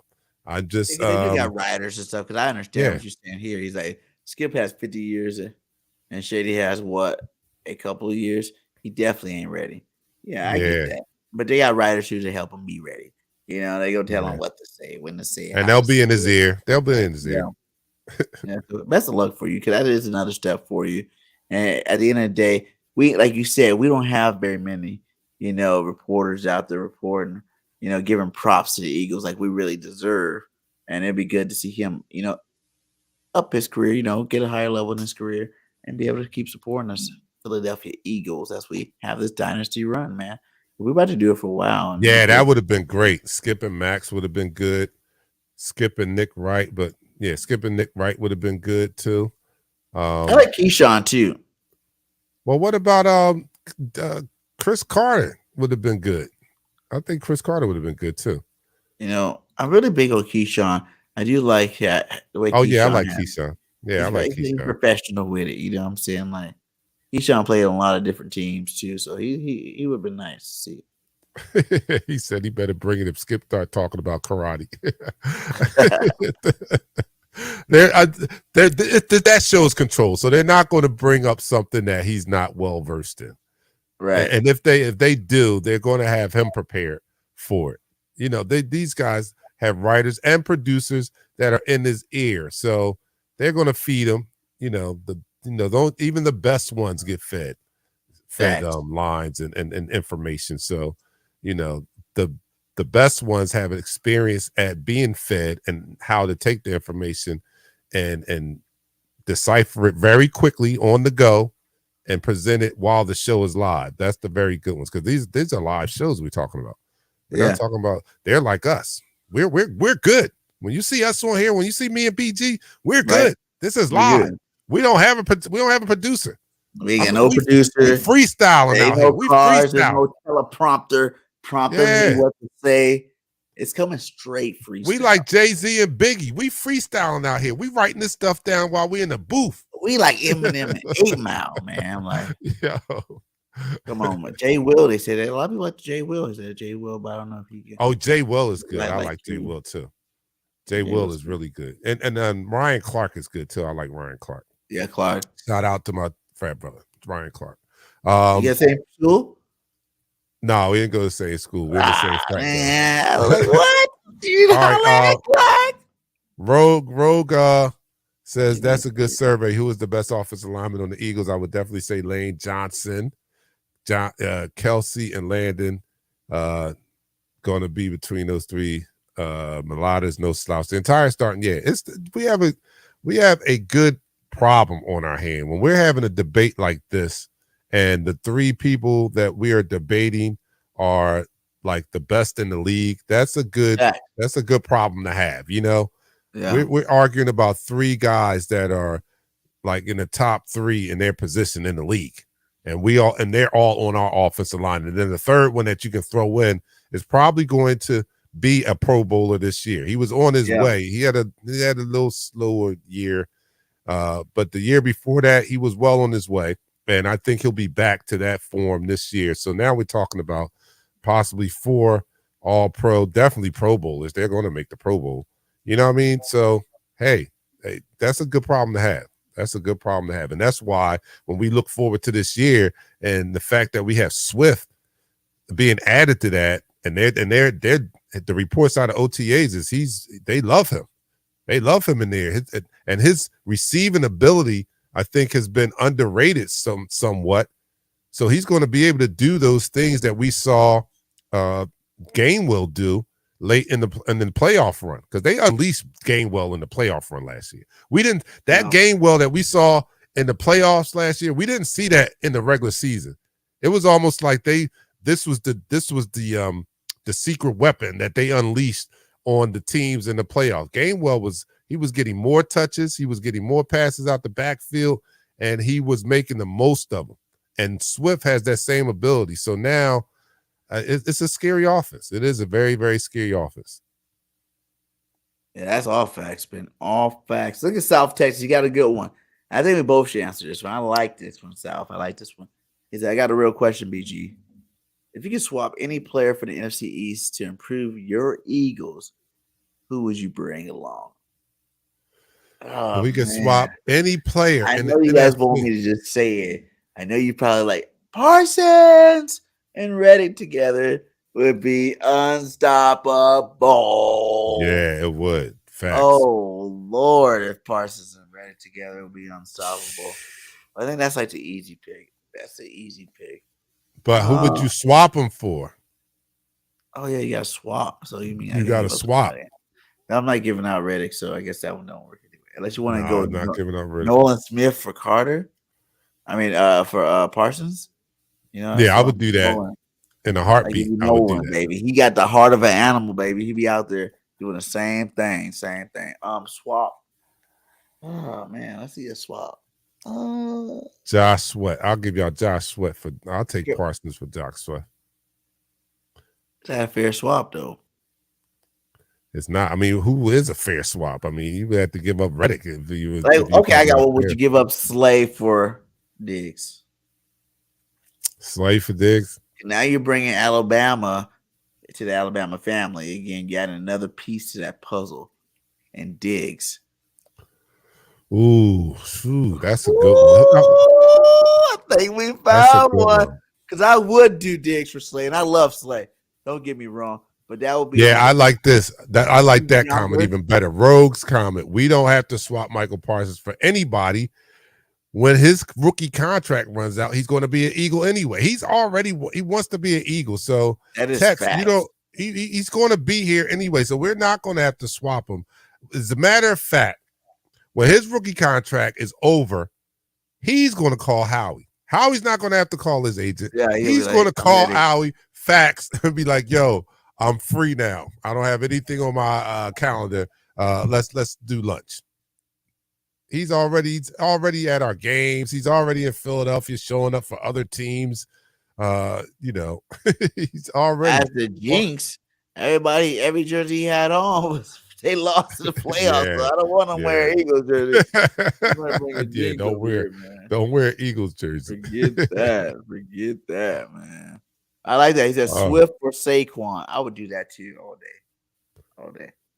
Oh yeah, definitely that. That'd be an easy one for sure. I like that one. Okay, yeah, that's a good one. Yeah. He said Barnett, but who you swapping Barnett for? Would you swap Barnett? Well, Barnett didn't even start it. Man, I would swap Barnett. What about BG for Chase Young? I would swap Barnett for a 12-pack of Pabst Blue Ribbon right now. The boy doesn't work. He don't work. He don't play. I forgot he was on the team. He was hurt. He was hurt, and he's pro. He might have a breakout year, but he's not lived up to his potential. And I know he was a Super Bowl hero, but being the all-time sack leader of Tennessee, we kind of expected a little bit more. I know it might have been unrealistic, but we kind of expected a little bit more from the person who broke Reggie White's college record at his school. And I don't think that he's lived up to that. And on top of that, he's been kind of injury prone. So, I'm not kicking him out the bed. I know he comes back, and that does bode well for our team because he does show flashes sometimes that he's good. And when he's not making boneheaded penalties, not jumping off sides, he does all right, but he's not for real. I don't think he's lived up to the first round pick that we spent on him. So would you do that though? Chase for Barnett in a heartbeat. No, even though Chase BG for Chase Young. Oh, BG. Ooh, I would do that. I know Chase so far has been a bust because he's been injured. But if you look at where BG is in his career versus where Chase is, Chase has the potential to bounce back. BG is on the end of his career. So yeah, I would do it. So we got Chase Young for BG. Would you go Goddard for Waller? Nah, I like Goddard. I don't think Goddard. That's not to me. I don't think. I think that's an even swap. So if it's an even swap, I keep who we have. Keep our guy. So and then what'd you say about Diggs and Slay? Diggs and Slay. That's another. I like Slay, but again, I would make that an age thing. So, if that's I'm the only reason why you're doing it, because I love Slay. I love Slay too. But for the age, like Diggs, and you gave Diggs that much more talent around him, he could probably play better. Right. Yeah. So only for that. I like Slay better. I do. But Parsons, only for the age. Parsons for Reddick. Whew. All right, man. I got to listen to y'all in the chat room. I don't even want to answer that. Let me see what y'all say. No, Talib said he wouldn't take Waller. I wouldn't take Waller. What you say about that? Getting Reddick for Parsons, and what do you? Reddick for Parsons. Reddick for Parsons. Let's see who. What say you? What say you out there? Reddick for Parsons. All right. While we're waiting for them, let me see. Oh, that's a man.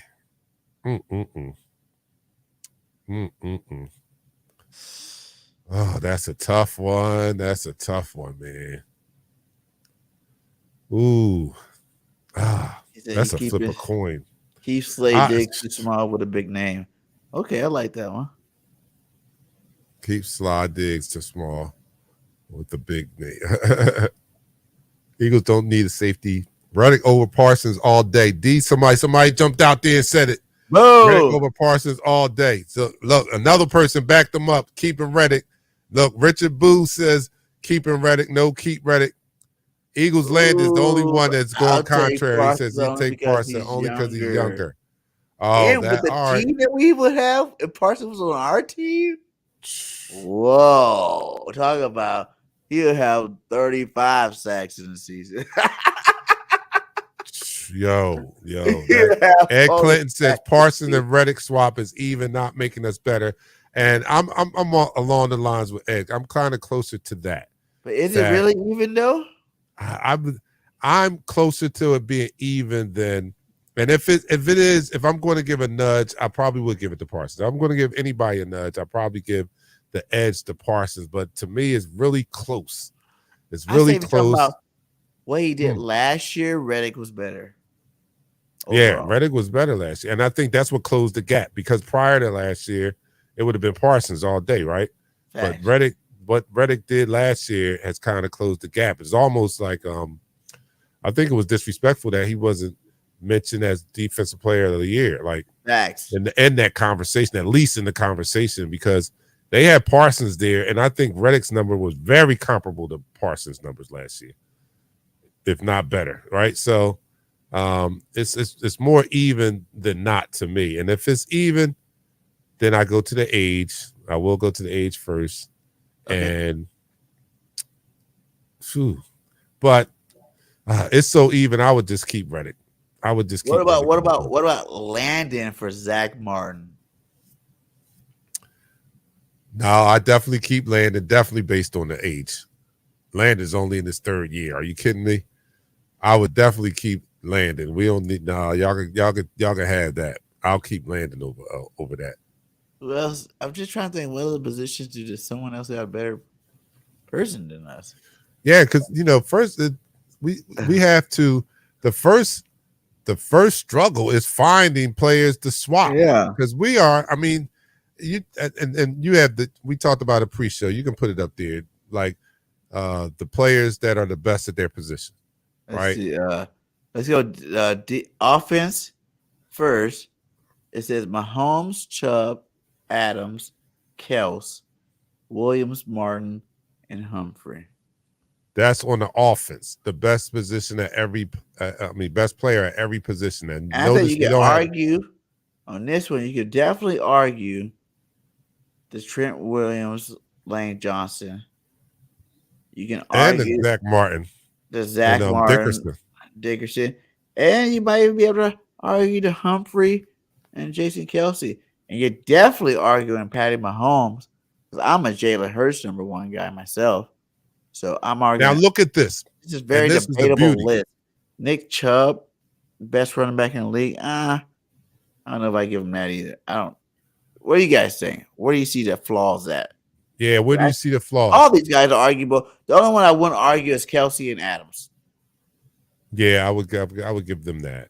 I would give them that. Those are two locks. Yeah, Chubb can be argued, even though it wouldn't be an Eagle that you could argue with. But every other position that we had an argument could be an Eagle in that position. Patty Holmes, Jalen Hurts after last year, that can definitely be an argument. The offensive tackle, Lane Johnson, could definitely be argued in that position. Offensive guard, Zach Martin could definitely be argued with the Dickerson. And center, Kelsey could definitely be argued. Now, the beauty of that is all of those guys are on our team. You know what I'm saying? Like they're all an Eagle. So, we have arguably, the best quarterback, the best tackle, the best guard, and the best center all on one team. So y'all they can have that list. We have the better assembly of talent on our team. Our team, our roster is still, when you look at that and you can make an argument for Eagles to take 4 of those positions up there, that shows you just how solid our roster is. So I'll take the culmination of the assembly of our talent over these players. They can have that title. Our team is solid, very solid. What about for defense now? The defensive list looks like this: Aaron Donald, Myles Garrett, Fred Warner, Sauce Gardner, and Derwin James. Well, that's more accurate, I would say. Yeah, that's more accurate. I agree with all more of a realistic little list here. You can argue Jones for maybe DT over, Aaron Donald now. Oh yeah. Myles Garrett, you can argue. I don't know, can Myles get those sacks for real? You don't even know if you argue that. I know you can't argue Fred at all. Derwin James, I don't know if you can argue that one either. I don't really think there's another safety like him. Sauce Gardner, you can argue. You can argue Sauce. He had a great rookie year, but to say he's the best safety in the game year 2, I don't know. Best cornerback, and Sauce ain't no joke, yo. Sauce ain't no joke. Sauce ain't give up a touchdown since a very long time either. Sauce ain't give up a touchdown since he came out the womb. since he came out the womb, I don't think Sauce gave up a touchdown. He hasn't given up a touchdown since like Pop Warner. Sauce is the truth. But yeah, you're right. That's a tall order to give a second-year player. After your rookie season, after his rookie year, he was first-team All-Pro. He was a Pro Bowler. He was Defensive Rookie of the Year. Yeah, but that is a lofty position to give him at off his rookie season. To say he's the best in the league. He doesn't have enough. He doesn't have no weight behind it. It's like he had a great first year. But I ain't gonna lie, I like Sauce. I love Sauce. I love Sauce. His swag is just off the charts, yo. Yeah. If we had a swag meter, his swag is meter he better than Big Play Slay or Bradbury? Their his body numbers, of they work. were 1 and 2 in terms of like percentage last year in terms of completion percentage against them.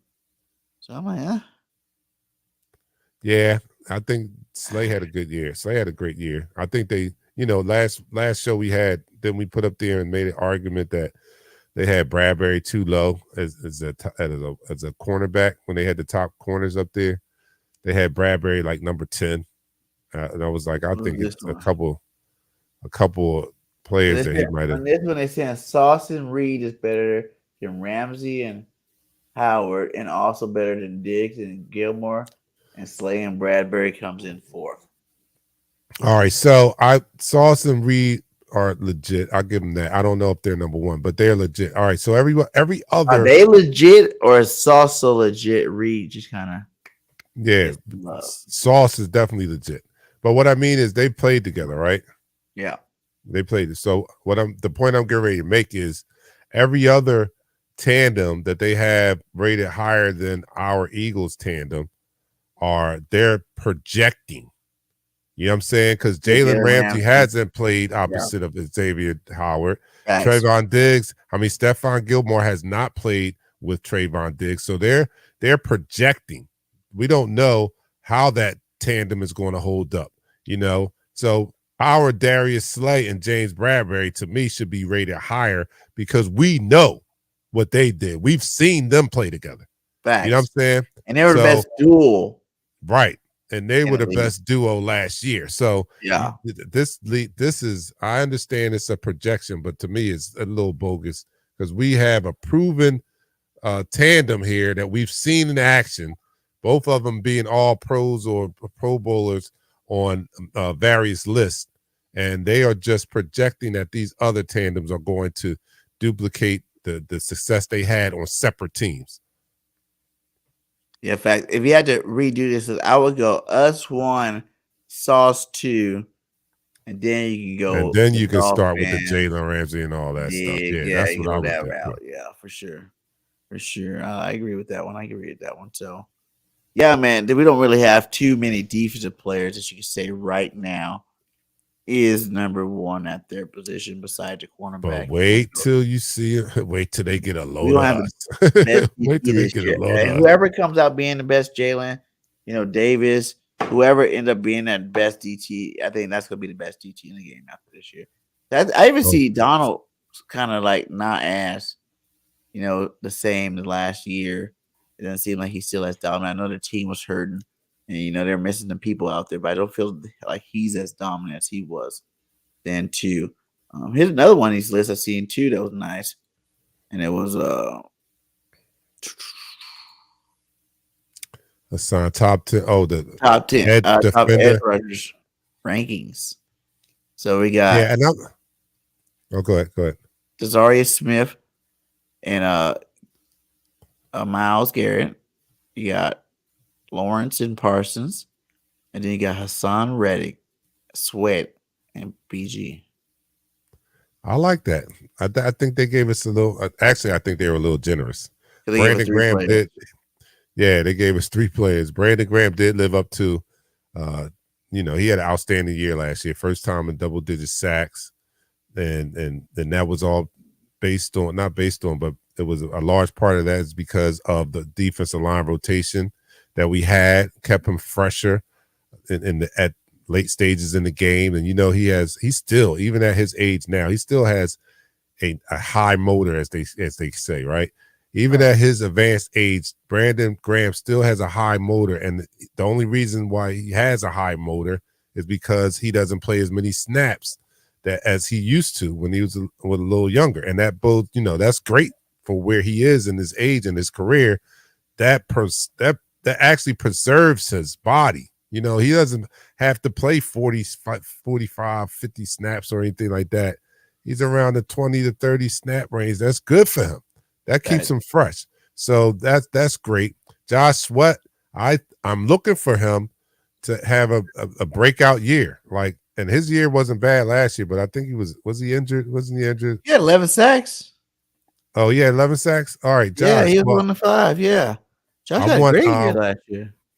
I want to see him have even better. I think that he can take an even bigger step or take another step. Let's put it that way. So yeah, I think they gave us they were generous, and I think it's valid though. It's valid. How many Garrett had last year? Like 16, something like that.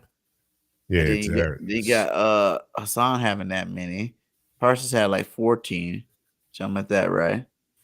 So I don't know. I think if you look at the statistics, you had to really look at it. We got the best because you got 33 right there. You got 22 in between Graham and Sweat, and then you had like 18 for Hassan Reddick. So that's like, what's that? 30? Yeah, 30 stats. And that's better than any one of those parents. Sacks last year.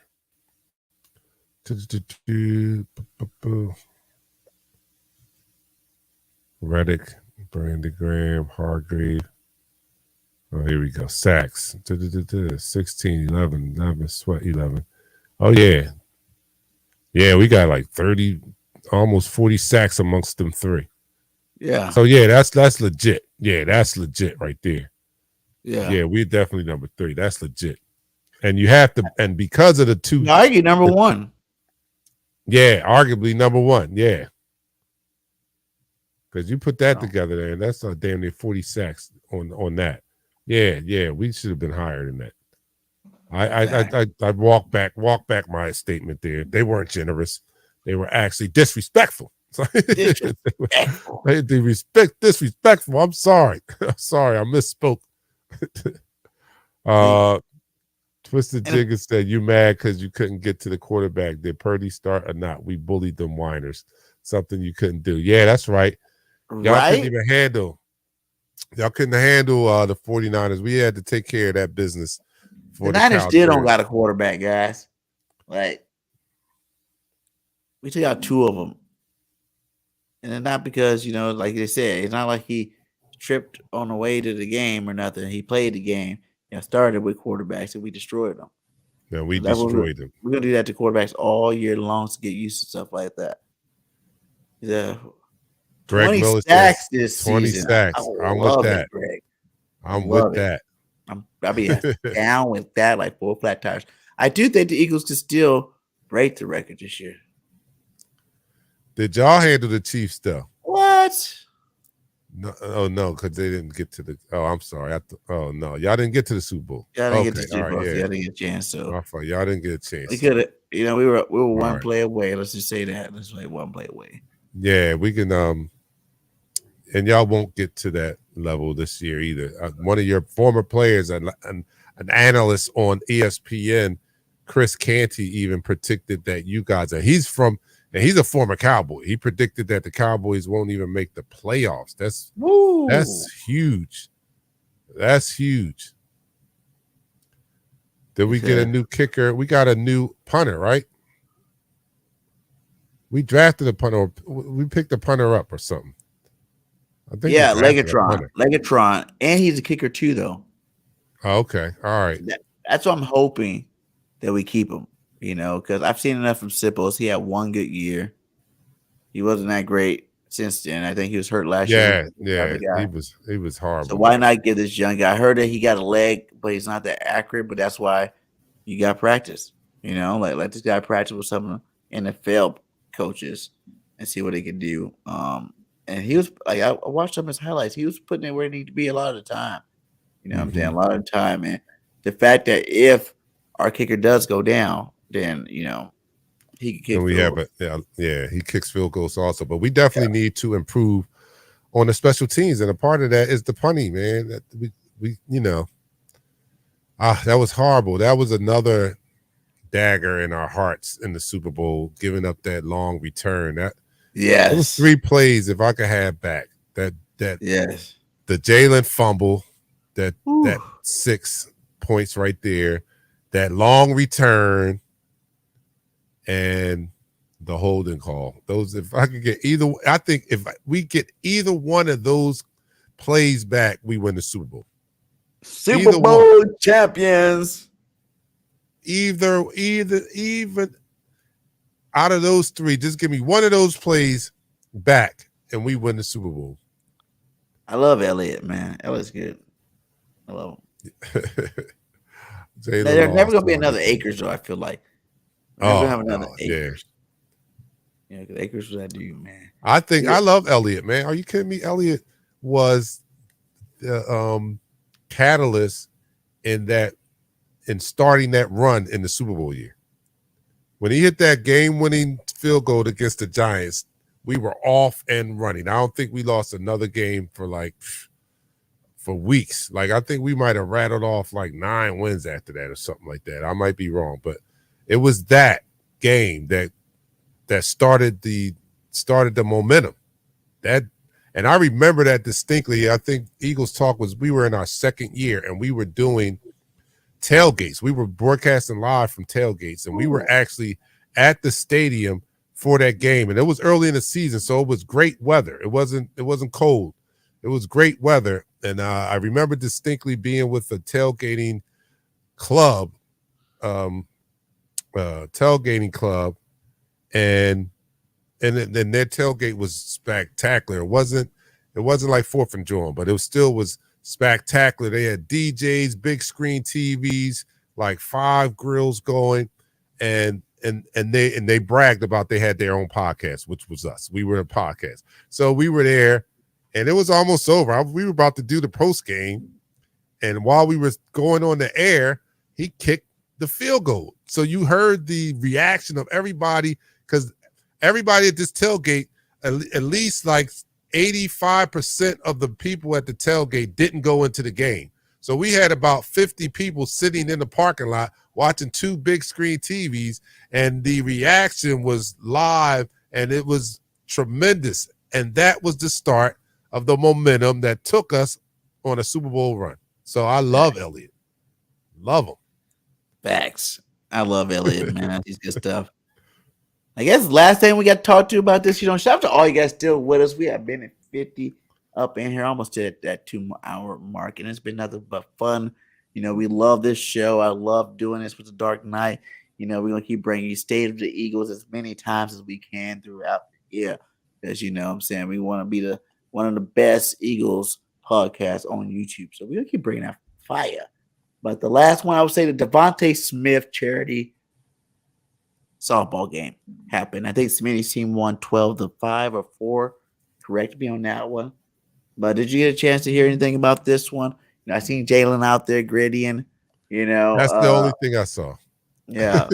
I'm just happy Team Smitty won. Who wanted the Dobson team to win? Of course not. They got destroyed like the Eagles will destroy the Commanders this year. So it was good to see those guys out. T.O. out there, Chad, Cinco out there. Jalen Hurts, there's Slay, like all the guys out there playing, softball. It was out there. I didn't even see Jalen Hurts struck out Saquon Barkley, which was awesome. So, it's just showing the Eagles dominate no matter what sport we play. Okay, we're going to play anything, and we're going to beat you at it. So, get used to that. That's a fun event, man. I remember I didn't go to that. I should have went to that. I wish I would have known. Oh, I'm busy this weekend. But right. I remember when who's that? Green Goblin. Green Goblin was in town. He used to have a celebrity baseball game also. And this is kind of reminiscent to that. The point I'm about to make is that the camaraderie that this team has is unmatched. I mean, I remember when Green Goblin did it and all his teammates showing up and the fun that they had, like one big happy family. And this kind of reminded me of that this team, a lot of his teammates showed up and showed out, and they just get along. They just get along so well. A lot of fun is for a great cause, to come out in the community and give them entertainment and to be supported by them. It's all a great event, and it shows how tight-knit this group is. He says, great show, guys. Thank you. Thank you for all the support, guys. We love it. Say, hey, fellas, I'm digging this new show. I share for y'all. Okay, everybody share. Let's share it out there. Let's get it. We want to, like I said, have one of the best Eagle shows on YouTube. And, what I'm saying, whenever you find someone that you click with, you got to work with them because, you guys bring that energy for the crowd. Imagine what's going to happen when the season gets started, training camp gets started. You know, we actually riling this thing up. We're going to actually have concrete starters. You know what I'm saying? We're going to be on and popping on the show. It's going to get a lot more crazier right now.